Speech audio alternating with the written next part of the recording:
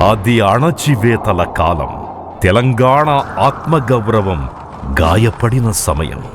అందరూ పదవుల కోసం పాకులాడుతుంటే 2004 నుంచే ఎటువంటి హంగు ఆర్భాటాలు లేకుండా పబ్లిసిటీకి దూరంగా పల్లె పల్లెకు తిరిగిన నిశ్శబ్ద విప్లవం ఆమె. ప్రతి ఇంటి గడప తొక్కి ప్రతి తల్లిని ప్రతి చెల్లిని పలకరించి వారి కన్నీళ్లలో దాగి ఉన్న నిప్పు కణాలను రగిలించిన నాయకమణి కవితక్క. వారిలో దాగి ఉన్న శక్తిని వారికి గుర్తు చేస్తూ వేలాది మంది మహిళలను ఉద్యమ వీధుల్లో గోదావరిలా ప్రవహింపజేసిన నాయక తేజం ఆమె. ఉద్యమమంటే కేవలం పురుషులు మాత్రమే పోరాడగలరు, వీధుల్లోకి వచ్చి గర్జించగలరు అనే సంకుచిత వాదనను తన పోరాటంతో తిరగరాశారు కవితక్క. బలమైన నాయకుని వారసురాలిగా ఆమెకు సహజంగానే కొంత సానుకూలత ఉన్నప్పటికీ కేవలం ఆ నీడలోనే, ఆ వారసత్వంతోనే ఆమె ఆగిపోలేదు. తన స్వయం ప్రతిభతో, అచంచలమైన కమిట్మెంటుతో, రాజకీయ ఉద్దండులనే విస్మయానికి గురిచేసే వ్యూహాలతో తెలంగాణ ఉద్యమంలో అత్యంత శక్తివంతమైన నాయకురాలిగా రూపుదిద్దుకున్నారు. వారసత్వాన్ని బాధ్యతగా మార్చుకుని తనకంటూ ఒక ప్రత్యేక అధ్యాయాన్ని లిఖించుకున్న ధీశాలి కవితక్క. చరిత్ర పుటల్లో ఝాన్సీ లక్ష్మీబాయి పరాక్రమాన్ని మనం చదువుకున్నాం. కానీ అదే చరిత్రను మన కళ్ల ముందు పునరావిష్కరించింది కవితక్క. గర్భంలో పెరుగుతున్న బిడ్డను మోస్తూనే పోలీసు లాఠీ దెబ్బలకు ఎదురొడ్డి నిలిచిన ఆధునిక ధీరవనిత.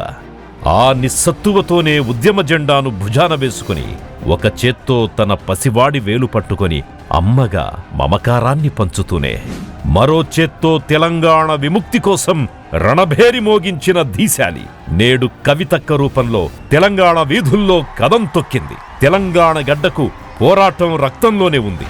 అడవి బిడ్డల కోసం ప్రాణాలిచ్చిన సమ్మక్క సారలమ్మల పౌరుషం, శత్రువుల వెన్నులో వణుకు పుట్టించిన రాణి రుద్రమదేవి పరాక్రమం, దొరల గడీలను గడగడలాడించిన చాకలి ఐలమ్మ ధిక్కారం, ఈ వీరవనితలందరి స్ఫూర్తిని తన శ్వాసగా మార్చుకుని అడవి పులిలా పంజా విసిరింది కవితక్క. కేవలం రాజకీయ అధికారం కోసం కాదు, ఒక జాతి తన అస్తిత్వాన్ని చాటుకోవాలి అనే సంకల్పంతో తెలంగాణ జాగృతిని ఉద్యమాలకు ఊపిరిగా మార్చింది. ఎవడైతే మన సంస్కృతిని హేళన చేశాడో అదే బతుకమ్మను ఒక శక్తివంతమైన ఆయుధంగా మార్చిన బలమైన వ్యూహకర్త ఆమె. బతుకమ్మ అంటే కేవలం ఒక పూల పండగ కాదు, అది ఢిల్లీ పీఠాన్ని సైతం వణికించిన తెలంగాణ ఆడబిడ్డల ధిక్కారగళం. లండన్ థేమ్స్ నదీ తీరాన గౌరమ్మను కొలిచిన వేళ ప్రపంచం మొత్తం తెలంగాణ వైపు తలవాల్చి చూసింది. ఉద్యమ కెరటమై ఎగిసి తెలంగాణ తొలి మహిళా ఎంపీగా రికార్డు సృష్టించిన ఘనత ఆమెది. పదవిని అలంకారంగా కాకుండా బాధ్యతగా భావించి వేలాది మంది యువతీ యువకులకు వారి ఆసక్తికి అనుగుణంగా అత్యాధునికమైన స్కిల్స్లో శిక్షణనిప్పిస్తూ ఉపాధి కల్పిస్తూ వేలాది కుటుంబాల్లో వెలుగులు నింపారు. एक सेक्टर में किया है, व्यापार को आसान बनाने के काम आपने बहुत अच्छा किया है, बहुत शिद्दत के साथ, सिंसियरिटी के साथ आपने किया है. इसीलिए आज इंटरनेशनल एरिना में 41 ranks India has gone up sir. నేడు యువతరం ఆరాధించే నాయకురాలిగా, ఒక మేధావిగా ఆమె ఎదిగిన తీరు చూసి కేవలం ప్రత్యర్థులే కాదు, తనవారు సైతం అసూయపడేంత స్థాయిలో నాయకురాలిగా వెలుగొందుతున్నారు. చరిత్ర ఎప్పుడూ విజేతల పక్షానుండొచ్చు, కానీ తెలంగాణ చరిత్ర మాత్రం పోరాడిన యోధుల పక్షాన ఉంటుంది. పోరాటమే కాదు, పునర్నిర్మాణం కూడా తెలుసని నిరూపిస్తూ ఐక్యరాజ్య సమితి వేదికగా తెలంగాణ కీర్తిని చాటి చెప్పిన మన కవితక్క ఈ తరం పోరాటానికే ఒక నిలువెత్తు నిదర్శనం.